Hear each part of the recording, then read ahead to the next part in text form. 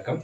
இன்றைக்கி நம்ம வீடியோவில் இயக்குனர் கிருத்திகா உதயநிதி அவங்களுடைய டைரக்ஷனில் ஒரு தமிழ் ரொமான்டிக் ட்ராமா ஃபிலிமாக தியேட்டர்ஸில் ரிலீஸ் ஆகிருக்கிற காதலிக்க நேரமில்லை அப்படிங்கிற படத்துடைய ரிவ்யூ தான் பார்க்க போகிறோம். வாங்க வீடியோக்குள்ளே போகலாம். எனக்கு தெரிஞ்சு ரொம்ப நாள் கழித்து ஒரு படத்துக்கு ரொம்ப ஆப்டான ஒரு டைட்டிலாக எனக்கு இது பட்டுது. இது பழைய படத்துடைய டைட்டில் தான், அதோடைய ரைட்ஸ் எல்லாம் இவங்க வாங்கியிருப்பாங்கன்னு வச்சுக்கோங்க. பட் இந்த படத்துடைய கான்செப்டுக்கு கண்டிப்பாக இந்த டைட்டில் ரொம்ப ஒரு முக்கியமான டைட்டில். அதை உணர்ந்தே அவங்க இந்த டைட்டில் வச்சுருக்காங்கன்னு நினைக்கிறேன். ஏன்னா இந்த படத்தில் எங்கேயுமே நமக்கு காதல் கிடையாது, காதலிக்க நேரமே இல்லை இப்போ யாருக்கும் அப்படிங்கிறது தான் அந்த டைரக்டர் கடைசியில் சொல்ல வராங்க. அந்த காதலிக்க நேரத்தை நீங்கள் ஒதுக்குனீங்க அப்படின்னாலே நிறைய விஷயங்கள் உங்களுக்கு நல்ல விஷயங்களாக வரும் அப்படிங்கிறது தான் அவங்க சொல்ல வராங்க. ஸோ அதுதான் இந்த படம் சொல்லக்கூடிய ஒரு மிகப்பெரிய விஷயம். அன்பு அப்படிங்கிற அந்த விஷயம், அது யார் மேலே காட்டுறீங்க அப்படிங்கிறதெல்லாம் முக்கியம் இல்லை. அந்த அன்பு அப்படின்றத நீங்கள் எப்படி வெளிப்படுத்துறீங்க, அது உண்மையாக வெளிப்படுத்துனீங்க அப்படின்னாலே வாழ்க்கையில் பல விஷயங்கள் நல்லதாக நடக்கும் அப்படிங்கிறது தான் இந்த இயக்குனர் சொல்ல வராங்க. ஸோ இந்த படத்துடைய கதை என்ன அப்படின்னு கேட்டிங்கன்னா, ரெண்டு கான்ட்ராஸ்டான பர்சனாலிட்டிஸ். ஒருத்தர் நம்ம ஹீரோ ரவி மோகன் அப்படின்னு நான் சொல்கிறது யாருன்னா நம்ம ஜெயம் ரவி தான். அவர் இதுக்கப்புறம் ரவி மோகன் தான் அவரை கூப்பிடணும்னு சொல்லிட்டார். அதனால் இனிமேல் அவருடைய பேர் ரவி மோகன் தான். அவர் படத்துடைய கதாநாயகன் சித்தார்த் அப்படிங்கிறது தான் அவருடைய பேர். அவருக்கு வாழ்க்கையில் ஒரே ஒரு லட்சியம் தான், இந்த கல்யாணம்லாம் பண்ணிக்கவே கூடாது, குழந்தைங்கள்லாம் பெற்றுக்கவே கூடாது. ஆனால் காதலிச்ச பொண்ணோட கூட சேர்ந்து வாழ்ந்துக்கிட்டே இருக்கணும். ஆனால் அந்த கல்யாணத்தெல்லாம் அவருக்கு உடன்பாடு இல்லை, ஒரு லிவிங் டுகெதர் மாதிரி.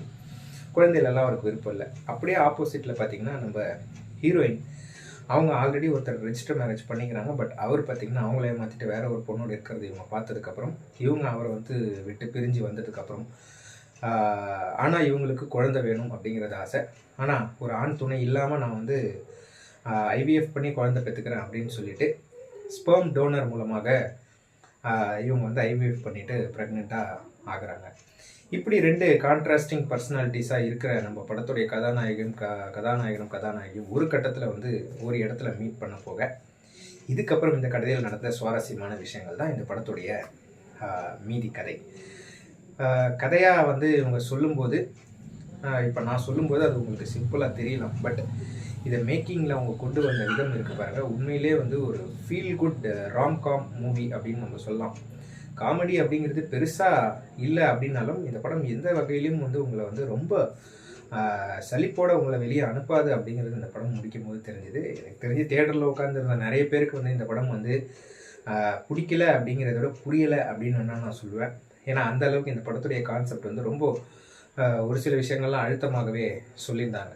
பர்ஃபார்மன்ஸ் அப்படின்னு நீங்கள் எடுத்துக்கிட்டிங்கன்னா, ரவி மோகன் உண்மையிலே அவருக்கு இப்போ தான் கொஞ்சம் நல்ல நேரம் ஸ்டார்ட் ஆகுதுன்னு நினைக்கிறேன். உண்மையிலே சரியான ஒரு பர்ஃபார்மன்ஸ் அவர்கிட்ட இருந்து.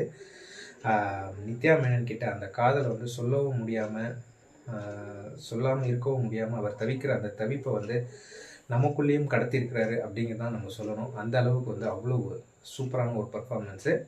ப்ரீ கிளைமேக்ஸ்லாம் அந்த அயன்மேன் ட்ரெஸ்லாம் போட்டுக்கிட்டு அந்த நித்யா மேனனோட பையன்கிட்ட அவர் பர்த்டே விஷ் பண்ணுவார். அப்போ அந்த இடத்துல ஒரு விஷயம் நடக்கும். அங்கே அவர் பண்ண அந்த பர்ஃபார்மன்ஸும் சரி, அண்டு கிளைமேக்ஸில் அவர் கொடுத்த அந்த பர்ஃபார்மன்ஸும் சரி, உண்மையிலே ஒரு கைத்தேர்ந்த நடிகர் அப்படிங்கிறத பயங்கரமாக நிரூபிக்கிறாரு.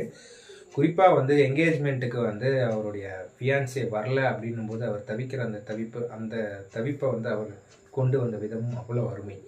ஆனால் இந்த படத்துடைய முக்கியமான லீடு யாருன்னு கேட்டிங்கன்னா நித்யா மேனன் தான் நம்ம சொல்லணும். ஏன்னா முதல் இன்ட்ரோவே அவங்க பேரே நித்யா மேனன் பேர் தான் முதல்ல போடுறாங்க, அப்புறம் தான் இவர் பேரை போடுறாங்க. அந்தளவுக்கு அவ்வளோ ஒரு இம்பேக்ட்ஃபுல்லான ஒரு கேரக்டர் அந்த ஸ்ரேயா அப்படிங்கிற அந்த கேரக்டர். அவங்களோட ரிலீஜன் எல்லாம் விட்டுருவோம். இந்த படத்தில் அவங்க ஒரு பர்டிகுலர் ரிலீஜனை சேர்ந்தவங்களெல்லாம் காட்டுறாங்க. பட் அதை இயக்குனர் கிருத்திகா உதயநிதி வாண்டடாக வச்சாங்களா, இல்லை அப்படி தான் வைக்கணும் அப்படின்னு யோசிச்சாங்களா, இல்லை ஸ்கிரிப்ட் எழுதும்போது இவங்க இப்படி தான் இருப்பாங்க, இந்த ரிலீஜனை சேர்ந்ததான் இருப்பாங்களா வச்சாங்களா நமக்கு தெரியல. பட் அது நம்ம ஒதுக்கி வச்சுருவோம். ஏன்னா அதை நம்ம எடுத்துகிட்டு வந்தால் அது நிறைய ஒரு அரசியலுக்குள்ளே போகிற மாதிரி இருக்கும்.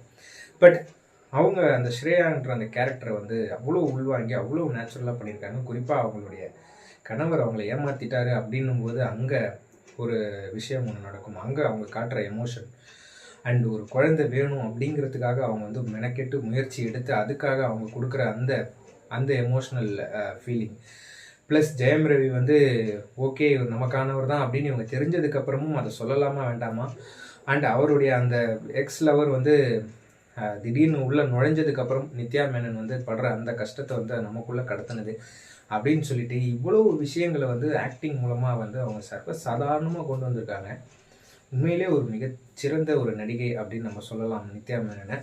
அவ்வளோ ஒரு சூப்பரான ஒரு பர்ஃபார்மன்ஸ் அவங்ககிட்ட இருந்து. ஸோ இவங்க போக வினயாக இருக்கட்டும், யோகி பாபுவாக இருக்கட்டும், லாலாக இருக்கட்டும், ஸோ இவங்க எல்லாருமே அவங்களுக்கு தேவையான பர்ஃபார்மன்ஸ் சூப்பராக கொடுத்துருக்காங்க. Singer Mano, Lakshmi Ramakrishnan and Vinodhini, so இவங்க எல்லாருமே அவங்களுடைய பங்களிப்பு வந்து சிறப்பாக கொடுத்துருக்காங்க. ஜெயம் ரவியோட அந்த எக்ஸ் லவராக வர அந்த டிஜே பானு அவங்களுடைய கேரக்டரும் வந்து சூப்பராகவே எழுதப்பட்டிருக்கு. அவங்களும் நல்லாவே பர்ஃபார்ம் பண்ணியிருக்காங்க அப்படின்னு என்ன சொல்லுவேன். வினய்க்கு வந்து ஒரு ரொம்ப போல்டான ஒரு கேரக்டர், அதை வந்து அவர் உணர்ந்தே நடிச்சிருக்கிறாரு.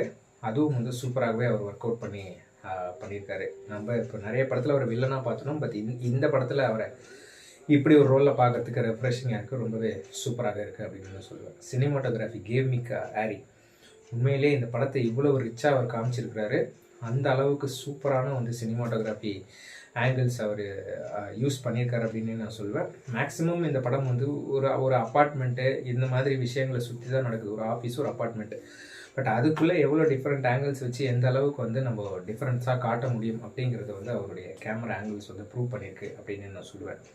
மியூசிக்கை பொறுத்த வரைக்கும் நம்ம தலைவர் ரஹ்மான் தான் வச்சு வாசித்து தள்ளியிருக்கிறாரு. வயலின் பீஸாக இருக்கட்டும், நடுநூலில் வர இங்கிலீஷ் ட்ராக் மியூசிக்காக இருக்கட்டும், அண்ட் இன்ட்ரோவுக்கு முன்னாடி வர அந்த என்னை இழுக்குதடி அந்த பாட்டாக இருக்கட்டும், அண்ட் லாவெண்டர் நேரமேன்னு ஒரு பாட்டு வரும் அந்த பாட்டாக இருக்கட்டும் சொல்லிட்டு பாட்டு அப்படிங்கிற விஷயத்தில் வேறு லெவல் செஞ்சுருக்கிறார் அவர். என்னை இழுக்குதடின்ற பாட்டு 2 தடவை வருது. ஒன்று படத்தோடைய அப்படியே கதையோட்டத்தில் வருது, அண்ட் படம் முடிஞ்சதுக்கப்புறம் என் கிரெடிட்ஸில் வந்து ரஹ்மான் அவருடைய வெர்ஷன் வருது. ஸோ உண்மையிலே அந்த ஒரு டபுள் ட்ரீட் தான் ரசிகர்களுக்கு. அந்த பாட்டு வரும்போதே வந்து ஒரு வித்தியாசமான ஒரு உணர்வு நமக்கு ஏற்படுது. ஏஆர் ரஹ்மான் அப்படிங்கிறவர் எப்படிப்பட்ட ஒரு இசை மேதை அப்படிங்கிறது தெரிய வருது. அந்த அளவுக்கு சூப்பரான ஒரு மியூசிக் அவர்கிட்ட இருந்தும் அப்படின்னு நான் சொல்லுவேன். ஸோ இப்படி எல்லாமே இந்த படத்தில் சூப்பராக இருக்குது. ஏதாவது பிரச்சனை இல்லையா அப்படின்னு கேட்டிங்கன்னா, பிரச்சனை அப்படிங்கிறது இந்த படத்துடைய கதை தான்.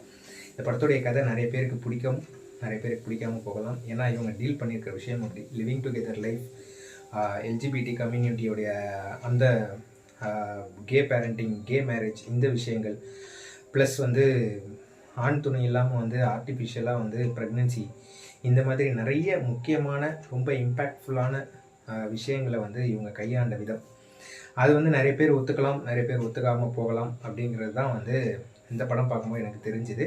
பட் உண்மையிலே இப்படிப்பட்ட போல்டான விஷயங்களை வந்து படத்தில் கொண்டு வந்து வச்சதுக்காகவே வந்து நம்ம இயக்குனரை வந்து நம்ம கண்டிப்பாக பாராட்டலாம். ஏன்னா அவங்கள தவிர எனக்கு தெரிஞ்சு இப்போதைக்கு இந்த மாதிரி போல்டான விஷயங்கள் வேறு யாராவது எடுத்திருந்தால் அதை வந்து வெளியே வர விட்டுருப்பாங்களா அப்படிங்கிறதும் எனக்கு தெரியல. ஸோ அந்த அளவுக்கு ஒரு போல்டான விஷயம். அண்டு கிட்டத்தட்ட கிளைமேக்ஸ் நெருக்கத்தில் அந்த சேம் செக்ஸ் ரிலேஷன்ஷிப் மேரேஜை வந்து அவங்க வந்து காட்சிப்படுத்தியிருக்கிற விதம் எனக்கு தெரிஞ்சு தமிழ் சினிமாலே அது ஒரு புதுமையான முயற்சியாக இருக்கும் அப்படின்னு நான் நினைக்கிறேன். அதெல்லாம் வந்து ரொம்பவே வந்து போல்டான ஒரு டிசிஷன். அதை வந்து அவங்க காட்சிப்படுத்தியிருக்கிற விதம், அதில் நடித்த நடிகர்களும் உண்மையிலேயே போல்டானவங்க அப்படின்னு தான் நான் சொல்லுவேன். அந்த அளவுக்கு சூப்பரான ஒரு கான்செப்ட் அது. ஸோ பிடிக்காமல் போகலாம் அப்படிங்கிறத இந்த படத்துடைய நெகட்டிவாக நான் பார்க்குறேன். அதை தவிர்த்து இந்த படத்துடைய ஸ்க்ரீன் பிளே இவங்க இன்னும் கொஞ்சம் பரபரப்பை கூட்டியிருக்கலாம். பட் இது ரொம்பவே ஒரு ஃபீல் குட்டான ஒரு நார்மல் மலையாள படம் மாதிரி இருக்கிற மாதிரி தான் எனக்கு வந்து தோணுச்சு.